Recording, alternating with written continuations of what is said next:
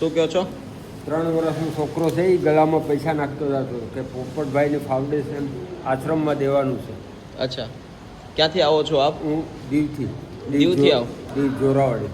બરોબર. શું નામ છે વડીલ? વાલજીભાઈ. વાલજીભાઈ. આપનું નામ માડી? લલિતાબેન.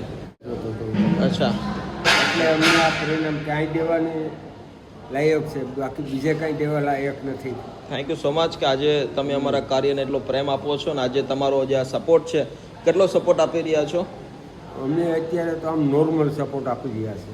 આપનો ખૂબ ખૂબ આભાર. અને દીકરોને અત્યારે ક્યાં રહે છે? લંડન રેસ્ટરમાં.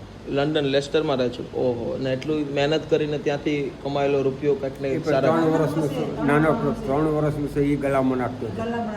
તમારા વિડીયા જોઈ જોઈએ. તમારા વિડીયા જોઈને 3 વર્ષથી ગલામાં ભેરા કરતો હતો કે મારા આશ્રમમાં દેવા પોપટભાઈને. વાહ, નાનકડો કે 3 વર્ષનો છે. નાના પણ ઈશ્વરે એને સારી સદબુદ્ધિ આપી છે, એટલા માટે હંમેશા સારા કામ કરતો રહેશે.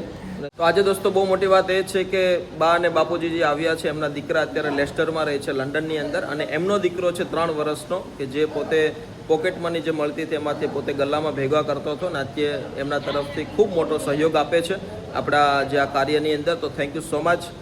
તમારો ખૂબ ખૂબ આભાર મોટાભાઈ કે આજે તમારો આ સપોર્ટ ઘણો બધો ઉપયોગી બનશે. ઈશ્વર તમને ખૂબ લાંબી આયુષ્ય આપે અને ખૂબ સારા કામ કરો.